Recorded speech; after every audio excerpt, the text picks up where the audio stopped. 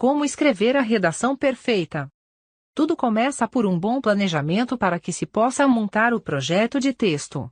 Um projeto de texto bem feito garante alinhamento estrutural, com boa seleção de argumentos e organização adequada deles. Esse tratamento que você dá ao seu texto já demonstra uma marca de autoria. O próximo passo é a materialização do projeto. Então você saberá qual tipo de introdução é o melhor para abordar o tema, como criar a tese, quais estratégias usará para o desdobramento dos argumentos e qual tipo de conclusão usará. Esta aula tratará exatamente disso. Assista até o final. Deixe seu like, aperte o sininho de notificação e, se ainda não estiver inscrito no canal, este é o momento. O professor Bernardo agradece sua participação. Olá, queridos e queridas, boa tarde, bom dia, boa noite. Eu sou o professor Bernardo e hoje eu trago muitas novidades para vocês. A começar por uma redação que tirou nota 20. O aluno Gustavo, ele realmente conseguiu esse notaço na UERJ ano passado. E eu queria perguntar uma coisa para vocês. Gostaram da minha nova assistente? Ela é linda, maravilhosa, né? Sabe explicar direitinho. O contrato dela é caríssimo. Por isso que estou repensando ainda se continua ou não. Bom, enfim, brincadeiras à parte, hoje eu trago uma redação super importante para vocês. Essa redação realmente tirou nota 20 e eu vou analisar, mostrar toda a parte de estrutura, de projeto de texto, de autoria, de argumentação. Portanto, essa redação, essa aula de hoje, ela tende a ser um pouco extensa. Por isso eu vou dividir em duas partes, para pelo menos chegar ali em torno de 10, 12 minutos cada parte. E vai ter uma surpresinha maravilhosa para vocês no finalzinho desta primeira parte. Fica aí, não saia, aguarde. Muito bem, essa redação ela partiu de um tema chamado A Importância da Verdade para a Manutenção da Liberdade. Ela foi feita pelo Gustavo Matassoli e está aí o canal dele no Instagram, @red.uerj. Vale a pena dar uma conferida lá porque tem assuntos sensacionais. O cara é show de bola mesmo. Então vamos passar para a redação dele, fazer uma primeira leitura para depois trabalhar a questão da estrutura e também do projeto de texto e da autoria. E depois passamos para a argumentação. Bom, vamos ler a redação dele. O título já chama atenção, ele diz Cárcere do Pensamento. E ele fala, no romance distópico de George Orwell, 1984, o personagem principal, Winston Smith, trabalha no Ministério da Verdade. Com o objetivo de mostrar um falso progresso material da nação, esse órgão é responsável por alterar dados dos documentos oficiais, modificando, por exemplo, as projeções de metas produtivas e os resultados alcançados a favor do governo.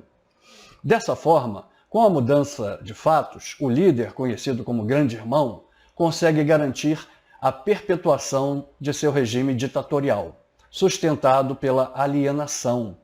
Nesse sentido, é relevante entender a necessidade de um passado verídico para possibilitar a manutenção da liberdade, tanto pela valorização do conhecimento, quanto pelo ensinamento da história. De um lado, alcançar a verdade é fundamental para impedir cenários como o de 1984. Conforme a epistemologia platônica, para atingir o conhecimento, o ser humano precisa sair da escuridão, da caverna, por meio da luz da razão, passando da ignorância sensível para a verdade inteligível.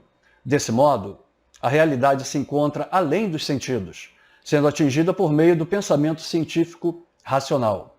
Por conseguinte, diversos regimes totalitários, como no que Winston estava inserido, utilizam-se da técnica da retirada da verdade do povo, a partir do questionamento da ciência. Durante o fascismo italiano, funcionou uma bem montada máquina de alienação política com poderosas formas de convencimento, que iam desde a escola, passando pela Igreja Católica e chegando aos meios de comunicação, em que havia um forte culto ao líder, Benito Mussolini. Dessa maneira, pela moldabilidade da população, obtida pela prisão do homem na caverna, governos ditatoriais conseguem se perpetuar no poder, impedindo a liberdade de expressão. De outra parte, a recordação da trajetória da humanidade é imprescindível para evitar a ascensão de novos governos semelhantes ao do Grande Irmão. Sob a perspectiva filosófica de Jorge Santayana, aqueles que não conseguem lembrar o passado estão condenados a repeti-lo.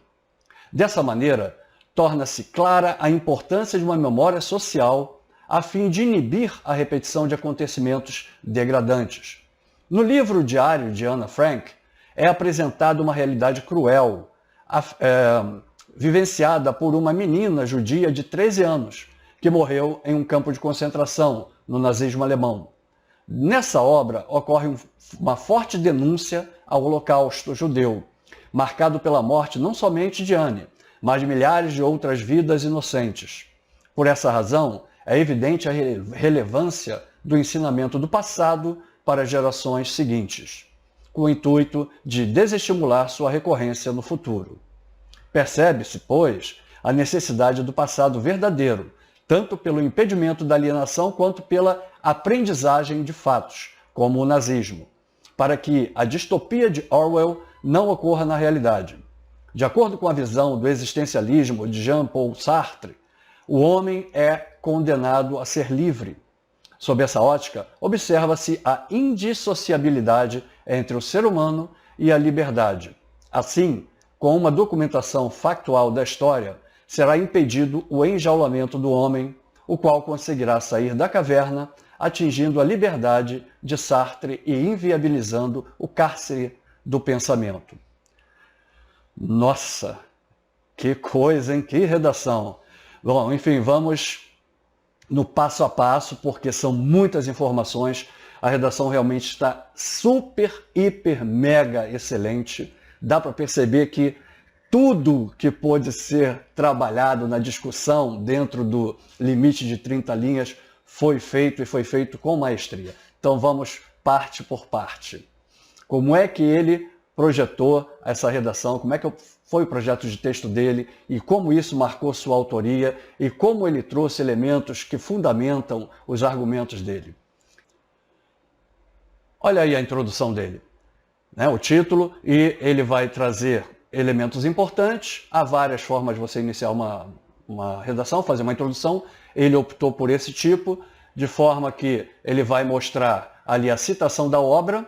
Ele traz o livro, 1984, e depois que ele faz essa citação, ele dá uma explicação para a abordagem temática. Então ele vai dizer onde o Winston trabalhava, qual era o objetivo daquele Ministério da Verdade, e depois que ele faz toda essa explicação, aí sim ele vai lançar a tese dele. A tese é exatamente essa. É relevante entender a necessidade de um passado verídico, ou seja, isso é supra-sumo, é muito importante entender esse passado verídico para que possa haver a manutenção da liberdade. Mas como é que se chega a isso?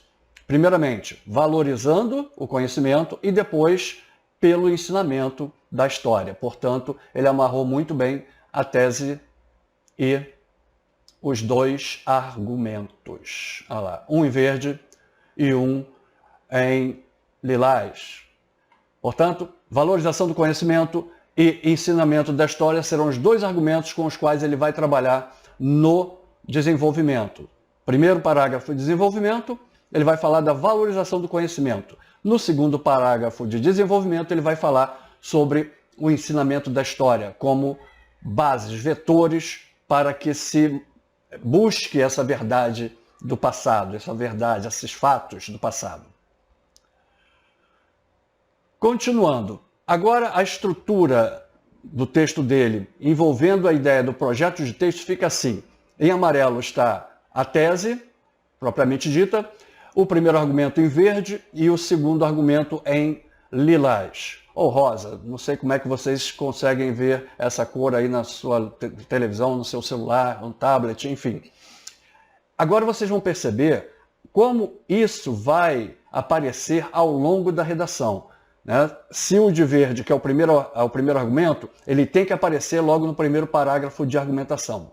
O de lilás é o segundo argumento, tem que aparecer no segundo parágrafo de argumentação. O projeto de texto, bem amarrado, ele vai mostrar exatamente isso. E é o que acontece. Logo no primeiro parágrafo de argumentação, ele entra com o primeiro argumento. e depois, no segundo parágrafo de argumentação, ele entra com o segundo argumento. E isso tudo ele tem que retomar lá na conclusão, para fechar muito bem amarrada a redação dele. E é exatamente o que ele faz. Olha lá. Na conclusão, percebe-se, pois, a necessidade do passado verdadeiro, ou seja, lá um pouco da tese, e logo em seguida ele já traz, também retoma o primeiro argumento e o segundo argumento. Portanto, aí está esquematicamente o projeto de texto dele.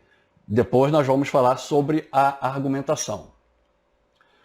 O primeiro parágrafo de argumentação, que a gente já sabe qual é o argumento, a valorização do conhecimento, ele trabalhou dessa maneira. Ó. Primeiramente, ele trouxe uma declaração, são 3 os pilares de uma argumentação. Primeiro, ele trouxe uma declaração, que é esta aí.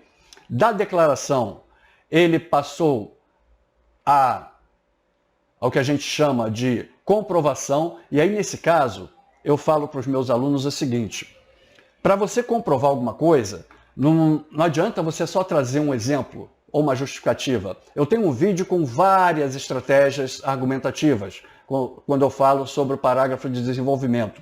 Nesse caso, o Gustavo, ele trouxe várias estratégias argumentativas para esse parágrafo. Eu até anotei aqui, ele falou sobre Platão, então tem aí o mito da caverna, ele fez uma citação muito relevante.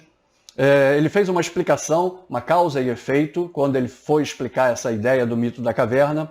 Ele trouxe uma exemplificação logo em seguida e uma alusão histórica. Portanto, ele trouxe a ideia aí do fascismo, durante o fascismo italiano. Ele trouxe pelo menos 4 estratégias argumentativas para este parágrafo. Portanto, gente, não fique somente com uma estratégia, porque uma estratégia você não vai conseguir discutir com o aprofundamento que a gente acha necessário para uma boa argumentação. Use pelo menos 2. O Gustavo usou 4 nesse parágrafo. No outro parágrafo ele também usou 4. Vocês vão ler e vão perceber que como ele desenvolveu as ideias. Portanto, na comprovação, mais de uma estratégia argumentativa sempre, ok?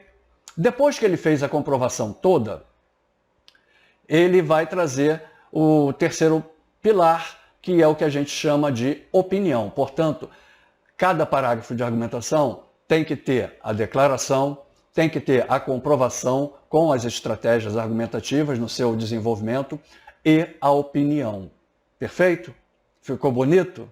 Eu também achei muito, muito bonito. Então, gente, essa foi a primeira parte da aula e vocês não podem mesmo parar por aqui, porque tem muito mais. Nós vamos ver ainda o segundo parágrafo de argumentação e a conclusão. O que ele fez para essa redação ficar excelente. Agora, logo no início da próxima aula, eu vou trazer, eu falei que ia trazer agora no finalzinho dessa primeira, eu vou trazer na segunda parte. Vocês vão ver e vão ficar assim, tá ficando bonito o negócio. Então até lá, até a próxima.